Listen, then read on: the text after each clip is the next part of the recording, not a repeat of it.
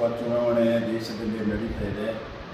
ಅದರ ಪ್ರಕಾರ ಕರ್ನಾಟಕದಲ್ಲಿ ಕೂಡ ಈಗ 26 ಏಪ್ರಿಲ್ ಮತ್ತು ಮೇ 7ರಂದು ನಡೀತಕ್ಕಂಥ ಚುನಾವಣೆಯಲ್ಲಿ ಈಗಾಗಲೇ ಮೊದಲನೇ ಹಂತದ ಕರ್ನಾಟಕದಲ್ಲಿ ಮುಗಿದು ಹೋಗಿದೆ ಚುನಾವಣೆ. ಈಗ ಎರಡನೇದು ಮೇ 7ನೇ ತಾರೀಕು ನಡೀತಕ್ಕಂಥ ಚುನಾವಣೆಯಲ್ಲಿ ನಾವು ಇಡೀ 14 ಲೋಕಸಭಾ ಚುನಾವಣೆಯಲ್ಲಿ ನಮ್ಮ ಕಾರ್ಯಕರ್ತರು, ನಮ್ಮ ಜಿಲ್ಲಾ ಮುಖಂಡರು ಎಲ್ಲ ಕೂಡ ಒಂದು ಕಾಂಗ್ರೆಸ್ ಪರವನ್ನು ಕೆಲಸ ಮಾಡ್ತಾ ಇದ್ದಾರೆ. ಮತ್ತು ಕರ್ನಾಟಕ ರಾಜ್ಯ ದಲಿತ ಸಂಘರ್ಷ ಸಮಿತಿ ನಿರ್ಧಾರ ತೆಗೆದುಕೊಂಡಿರ್ತಕ್ಕಂಥದ್ದು ಈ ದೇಶದಲ್ಲಿ 2014ರಲ್ಲಿ ಅಧಿಕಾರ ಬಂದಿರತಕ್ಕಂಥ ಮಾನ್ಯ ಶ್ರೀ ಮೋದಿಜಿ ಪ್ರಧಾನಮಂತ್ರಿಯವರ ನೇತೃತ್ವದಲ್ಲಿರ್ತಕ್ಕಂಥ BJP ಸರ್ಕಾರದಿಂದ ಯಾವುದೇ ದೇಶದಲ್ಲಾಗಲಿ ರಾಜ್ಯದಲ್ಲಾಗಲಿ ಡೆವಲಪ್ಮೆಂಟ್ ಕೆಲಸಗಳಾಗಲಿಲ್ಲ.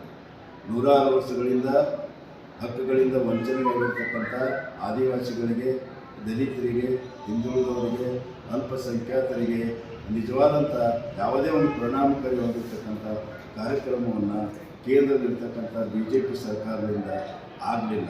ನಂಬರ್ 1. ನಂಬರ್ 2, ಏನು 2014ರಲ್ಲಿ ವಾಗ್ದಾನ ಮಾಡಿರ್ತಕ್ಕಂಥ ಏನು ಅವರ ಕೆಲಸ ಕೊಡ್ತೀನಿ, ಎಷ್ಟು ಅಂತಂದರೆ 2 ಕೋಟಿ ಕೆಲಸಗಳು ಕೊಡ್ತೀನಿ ಅಂತ ಹೇಳಿದರು. ಅದು ಒಂದೇ ಒಂದು ಕೆಲಸ ಅಲ್ಲ, ಇಲ್ಲಿವರೆಗೂ ಕೂಡ ಅವರು ಪ್ರಾರಂಭ ಮಾಡಿಲ್ಲ. ಮತ್ತು ಎರಡನೇದಾಗಿ ಇವತ್ತು ನಾವು ಅಧಿಕಾರ ಬಂದ ತಕ್ಷಣ ಡೀಸೆಲ್ ಮತ್ತು ಪೆಟ್ರೋಲ್ ಬೆಲೆಯನ್ನು ನಾವೇನಂತಂದರೆ ಕುಗ್ಗಿಸ್ತೀವಿ, ಅದನ್ನು ನಾವು ಕಮ್ಮಿ ಮಾಡ್ತೀವಿ ಅಂತ ಹೇಳಿದರು. ಯಾವುದೇ ರೀತಿಯಿಂದ ಪೈಸೆದಷ್ಟು ಕಮ್ಮಿ ಆಗಲಿಲ್ಲ.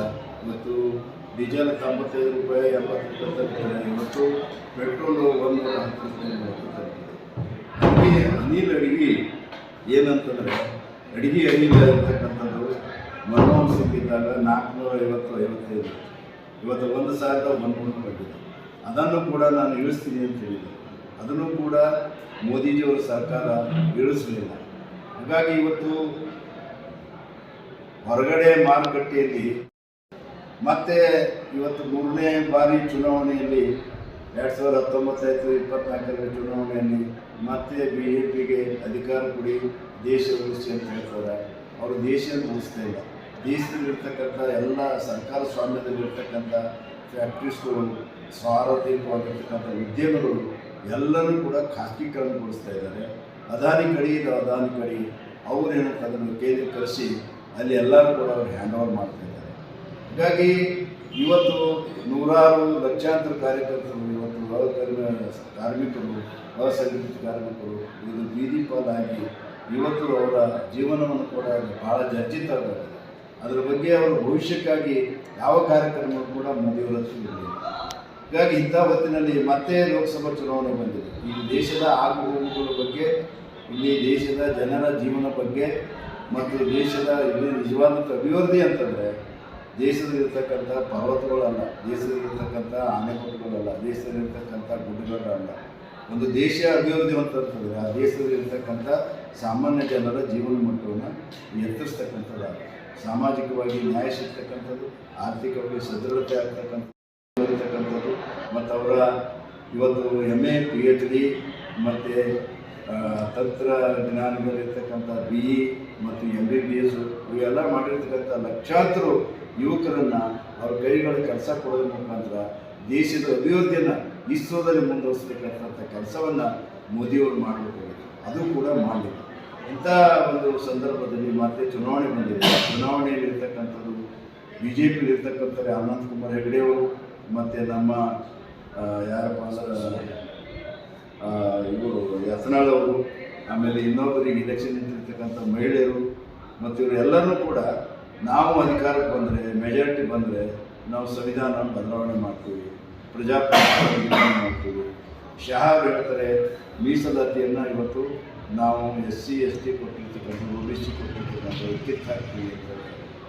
ಇಂಥ ರೀತಿಯಲ್ಲಿ ನಾವು ಏನಂತಂದರೆ ಒಂದು ಬಡವರ ಪಕ್ಷ, ಬಡವರ ಬಗ್ಗೆ ಕನಿಕರ ಇರ್ತಕ್ಕಂಥ ಮತ್ತು ಅದರ ಬಗ್ಗೆ ಒಂದು ಒಳ್ಳೆಯ ಸಂಬಂಧ ಇಟ್ಕೊಂಡಿರ್ತಕ್ಕಂಥ ಕಾಂಗ್ರೆಸ್ ಪಕ್ಷ ಮತ್ತು ಸಂವಿಧಾನ ಮತ್ತು ಪ್ರಜಾಪ್ರಭುತ್ವ ಇಲ್ಲಿ ತನಕ ಅವರೇ ಉಳಿಸ್ಕೊಂಡು ಬಂದಿರ್ತಕ್ಕಂಥ 40-45 ವರ್ಷ ಆಗಿರ್ತಕ್ಕಂಥ ಕಾಂಗ್ರೆಸ್ ಪಕ್ಷ ಸಂವಿಧಾನ ಉಳಿಸ್ಕೊಂಡು ಬಂದಿರ್ತಕ್ಕಂಥದ್ದು ಕಾಂಗ್ರೆಸ್ ಪಕ್ಷನೇ. ಹಾಗಾಗಿ ಪ್ರಜಾಪ್ರಭುತ್ವ ಮತ್ತು ಸಂವಿಧಾನ ಮತ್ತು ಜನರ ಬಗ್ಗೆ ನಿಜವಾದಂಥ ಕನ್ಸರ್ನ್ ಇಟ್ಕೊಂಡಿರ್ತಕ್ಕಂಥ ಕಾಂಗ್ರೆಸ್ ಪಕ್ಷಕ್ಕೆ ಇವತ್ತು ಯೋಚನೆ ಮಾಡಿ 2016ರಲ್ಲಿ ಒಂದು ಅಭಿಯಾನ, ಜಾಗೃತಿ ಅಭಿಯಾನ ಅಂತ ನಾವು ಪ್ರಾರಂಭ ಮಾಡಿದ್ದೀವಿ. ಅದು ಸಕ್ಸಸ್ ಆಗಿದೆ. ಈಗ 14ರಿಂದ ಕೂಡ ಮಾಡ್ತಾ ಇದ್ದೀವಿ. ಹೀಗಾಗಿ ಜನತೆಗೆ ನಾವು ಮೀಡಿಯಾ ಮುಖಾಂತರ ನಮ್ಮರೊಳಗೆ ಮನವಿ ಮಾಡ್ಕೊಳ್ತಕ್ಕಂಥದ್ದು, ದೇಶ ಉಳಿಬೇಕಾದ್ರೆ, ದೇಶದ ಗೌರವ ಉಳಿಬೇಕಾದ್ರೆ, ಪ್ರಜಾಪ್ರಭುತ್ವ ಉಳಿಬೇಕಾದ್ರೆ, ಸಂವಿಧಾನ ಉಳಿಬೇಕಾದ್ರೆ, ಇವು ಎರಡೂ ಸಂವಿಧಾನ ಪ್ರಜಾಪ್ರಭುತ್ವ ಉಳಿಬೇಕಾದ್ರೆ ದೇಶ ಉಳಿತದೆ, ದೇಶದ ಜನರು ಉಳಿತಾರೆ. ಆ ಉಳಿವಿಗಾಗಿ ಇವತ್ತು ನಾವು ಕಾಂಗ್ರೆಸ್ ಪಕ್ಷಕ್ಕೆ ಮತದಾನ ಮಾಡಬೇಕು ಅಂತೇಳಿ ನಾವು ಮಹಾನ್ ಜನತೆಯ ಮತದಾರರನ್ನು ವಿನಂತಿ ಮಾಡ್ಕೊಳ್ತಾ ಇದ್ದೀವಿ. ಮತ್ತು ವಿಶೇಷವಾಗಿ ಕಲಬುರಗಿ ಜಿಲ್ಲೆಯಲ್ಲಿ ಏನು ಮಲ್ಲಿಕಾರ್ಜುನ ಖರ್ಗೆ ಅವರು ಸಾಕಷ್ಟು ಡೆವಲಪ್ಮೆಂಟ್ ಮಾಡಿದ್ದಾರೆ. ಅವರು ಒಬ್ಬ ಅಭಿವೃದ್ಧಿಶೀಲವಾಗಿರ್ತಕ್ಕಂಥ ಎತ್ತರಕ್ಕೆ ಬಂದಿರತಕ್ಕಂಥ ಮಹಾನ್ ವ್ಯಕ್ತಿ. ಅವರಿಗೆ ಗೌರವ ಕೊಡಬೇಕಾಗಿರ್ತಕ್ಕಂಥ ಈ ಜನರ ಕೆಲಸ ಮಾಡಿರ್ತಕ್ಕಂಥ ಕರ್ತವ್ಯನೂ ಕೂಡ ಅವರು ACA ಆಸ್ಪತ್ರೆಯನ್ನು ವಿಶೇಷ ಆಸ್ಪತ್ರೆಯನ್ನು ಕಟ್ಟಿಸಿದ್ದಾರೆ. ಆಮೇಲೆ ಇಲ್ಲಿ ತ್ರಿಶಿಲ್ಜೆ ತಗೊಂಡು ಬಂದಿದ್ದಾರೆ, ಇಲ್ಲಿ ಕೇಂದ್ರೀಯ ವಿಶ್ವವಿದ್ಯಾಲಯ ತಗೊಂಡು ಬಂದಿದ್ದಾರೆ, ಇಲ್ಲಿ ಹೈವೇ ತಗೊಂಡು ಬಂದಿದ್ದಾರೆ. ಅವರು ರಾಜ್ಯದಲ್ಲಿ ಕೆಲಸ ಮಾಡ್ತಕ್ಕಂಥ ಸಂದರ್ಭದಲ್ಲಿ ನಾಗನಹಳ್ಳಿಯನ್ನು ಟ್ರೈನಿಂಗ್ ಸೆಂಟರ್ ಮಾಡಿದ್ದಾರೆ. ಇಲ್ಲಿ 16 ಕೈಗಳಿಗೆ ಯಾರನ್ನಾರೇ ಮಾಡಿ ಕೆಲಸ ಸಿಗಬೇಕು ಅಂತೇಳಿ ಅವರು ಒಂದು ಶಕ್ತಿ ಮೀರಿ ಕೆಲಸ ಮಾಡ್ತಕ್ಕಂಥ ಇದ್ದಾರೆ.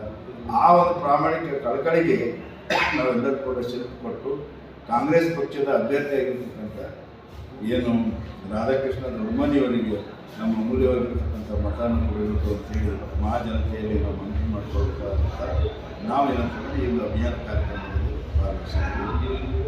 ರಾಜ್ಯ ಸಂಚಾಲಕರು ಮತ್ತು ನಮ್ಮ ಜಿಲ್ಲಾ ನಾಯಕರು ಸುರೇಶ್ ಆದಿಮನಿಗಳು ಮತ್ತು ಕೃಷ್ಣ ಕರ್ಣಿಕರು ಮತ್ತು ಮಹಾದೇವ ಕನ್ನಡಿಗರು ಮತ್ತು ರವಿ ವಾಡಿಯವರು ಇವರೆಲ್ಲರೂ ಕೂಡ ನಮ್ಮ ಜೊತೆಗಿದ್ದಾರೆ. ಮತ್ತು ಶಂಕರ್ ಮತ್ತು BC ವಾದಿಗಳು ಕೂಡ ಪ್ರಮುಖವಾಗಿ ವೇದಿಕೆ ಮಾಡಿದ್ದಾರೆ. ಇವರೆಲ್ಲರೂ ಕೂಡಿ ನಾವು ನಮ್ಮ ಜಿಲ್ಲಾದಾದಂಥ ಮತ್ತು ರಾಜ್ಯದಾದಂಥ ಎಲ್ಲ ಮಾಡ್ತಾರೆ.